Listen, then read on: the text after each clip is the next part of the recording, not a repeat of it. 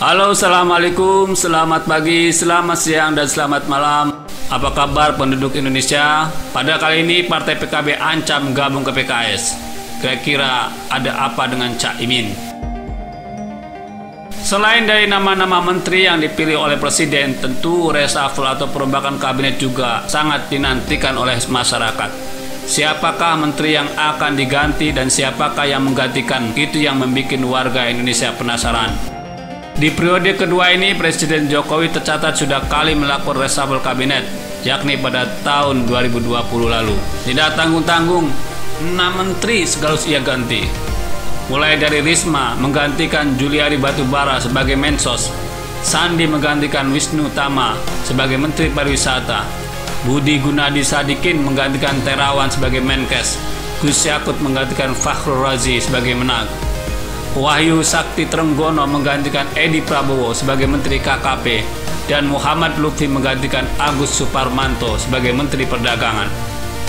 Nah, sekarang isu reshuffle kabinet itu merebak kembali pasca adanya rencana penggabungan dua kementerian, Kemenristek dan Kemendikbud. Karena dua kementerian itu mau digabung, maka sudah dipastikan salah satu menteri akan tergusur. Apakah itu Bambang Brojonegoro atau Nadiem Makarim yang akan lengser? Termasuk juga Badan Koordinasi Penanaman Modal yang kini dikomando oleh Bahlil Lahadalia. Rencananya akan diubah menjadi Kementerian Investasi. DPR pun sudah menyetujui rencana itu. Artinya bisa jadi Bahlil yang ditunjuk jadi Menteri Investasi nantinya atau yang lain lagi. Beberapa nama pun sudah mencuat yang akan ditunjuk menjadi menteri, seperti Komisaris Utama Pertamina Ahok dan mantan Bupati Banyuwangi 2 periode Abdullah Azwar Anas. Tetapi lucunya, pasca isu reshuffle kabinet mencuat, PKB malah mengancam akan bergabung ke PKS, yang mana hal ini berawal dari pertemuan petinggi PKS dan P3 yang hasil pertemuannya memunculkan wacana poros Partai Islam pada tahun 2024 mendatang. Dan hal itu langsung disambut baik oleh PKB. Wakil Ketua Umum PKB Zazilul Fawaid mengatakan, kami menyambut baik wacana itu untuk membangun poros kekuatan demokrasi dan menawarkan ide program keumatan yang segar dan tidak berhenti pada sebatas wacana. Wakil Ketua MPR itu juga mengatakan partainya tidak menutup kemungkinan akan bergabung ke koalisi poros Partai Islam tahun 2024 tersebut. Bahkan ia berharap agar rencana itu diseriusi sehingga tidak hanya sebatas wacana saja. Kalau dihitung-hitung, Partai Islam di Indonesia memang agak banyak. Mulai dari Partai PKS, Partai PAN, Partai P3, Partai PKB, dan Partai PBB.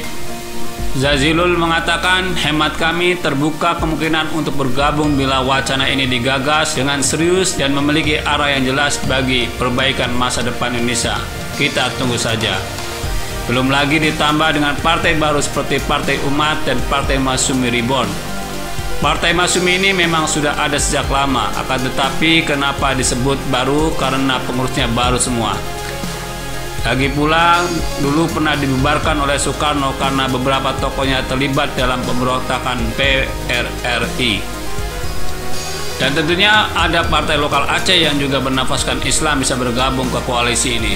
Jadi peluangnya untuk bisa mengusung capres atau cawapres sendiri cukup besar.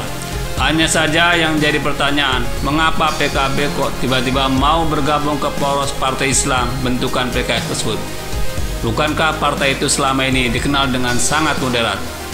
Terbukti di Pilgub DKI tahun 2017 lalu, PKB malah mendukung Ahok. Kemudian pendirinya Gus Dur juga mendukung Ahok di Pilgub Babel sebelumnya.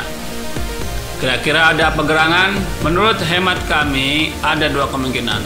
Pertama, mau menggertak Jokowi supaya menteri dari PKB tidak direshuffle.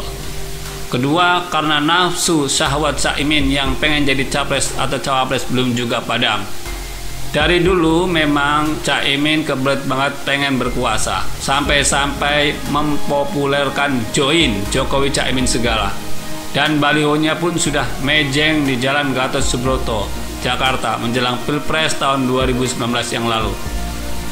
Ada harapan untuknya minimal menjadi cawapres, karena capresnya besar kemungkinan adalah Anies. Nah, bagaimana menurut Anda semua? Silahkan ketik kolom komentar di bawah dan jangan lupa subscribe channel ini. Terima kasih.